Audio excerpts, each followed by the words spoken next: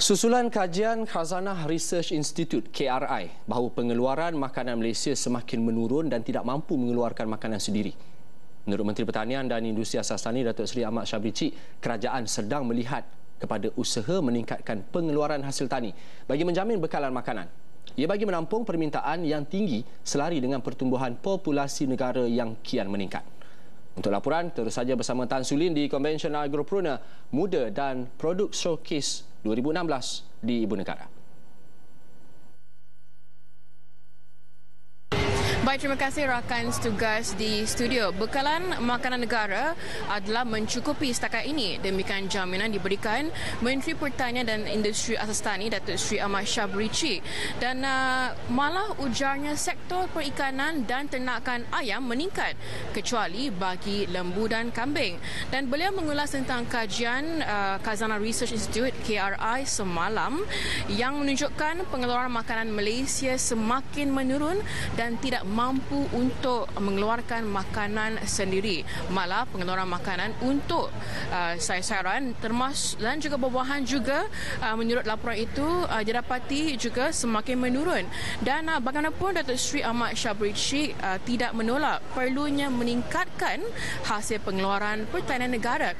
Dan kita dengarkan dahulu sedikit sedutan sidang media tadi.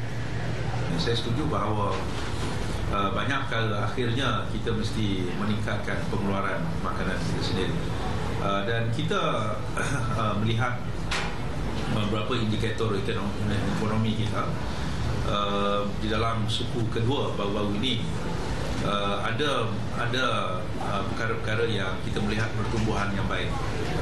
Di waktu ada juga kekurangan dari segi pertumbuhan pertanian kita. Misalnya ikan kita bertambah dengan baik, iaitu kira-kira 6.6%, ternakan lebih kurang 4.4%, dan kita rasakan bahawa walaupun ia meningkat baik, tetapi sudah tentu kita katakan tidak mencukupi, kerana dalam masa yang sama penduduk kita juga bertambah dengan pertambahan yang pertumbuhan kependudukan yang perlu dikira dari segi kecukupan makanan dan sebagainya. So we are looking into the figure, tetapi kita juga melihat semua faktor-faktor lain.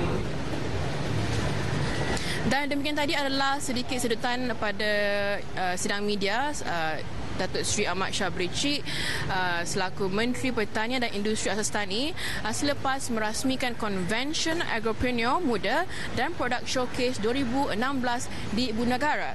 Dan nampaknya sekian laporan buat masa ini, kembali bersama rakan tugas di studio.